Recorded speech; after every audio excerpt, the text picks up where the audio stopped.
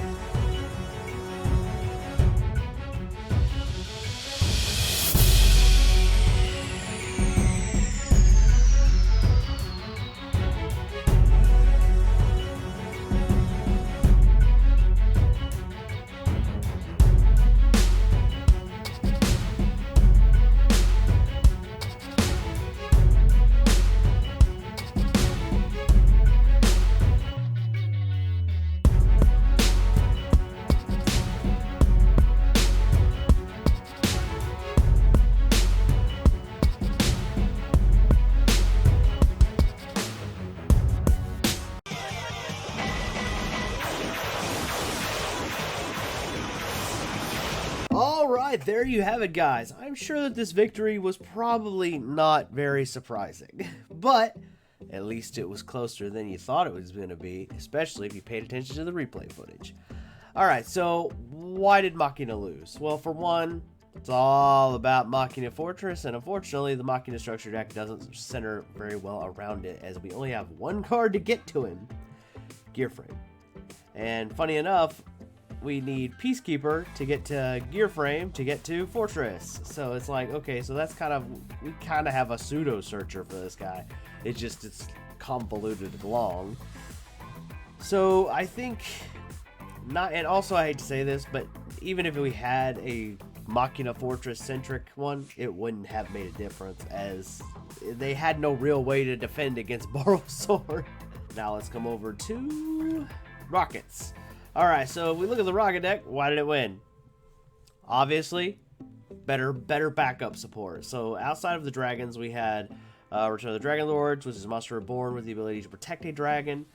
We had the ability to special summon and draw. We have Twin Twisters. We had better back row like Mirror Force and Magic Cylinder, Imperial Order, and Red Reboot. Lots of good reprints and powerful back row to back up these dragons. Also, as Machina Fortress was the powerhouse monster of the Machina deck, ours was Borolo Dragon and topological Zeroboros. Zeroboros. These two guys are a force to be reckoned with, as this dude will banish the whole field and come back too strong for anything in the Machina structure deck to handle. And Borolo Dragon could just take the biggest monsters they had and be like, okay, well, now I'm going to hit you with your own cannon. So, in short, guys, Rockets are going to the top 4. So now we're only going to wait to see and find out on the next episode who's going to the top 4, who's going to be the final member of the top 4. Will it be Zombie Madness or Master Pendulum? You guys will have to find out on the next episode. Because right now as it stands, we have Rise of the True Dragons, Dino Masher's Fury, Rokket Revolt, and now we're going to find out which it will be Pendulums or Zombies entering into the top 4. So, make sure you stay tuned. And when you stay tuned for the last episode, because I do have a special guest for the last episode of the Structure Deck Wars. And trust me, you don't want to miss it, because his presence is, shall we say, divine. Anyway, guys, I'm Ben 10,000 yugioh. I'm your friendly neighborhood Yu-Gi-Oh! Superhero, and I will catch you in the next one. Peace.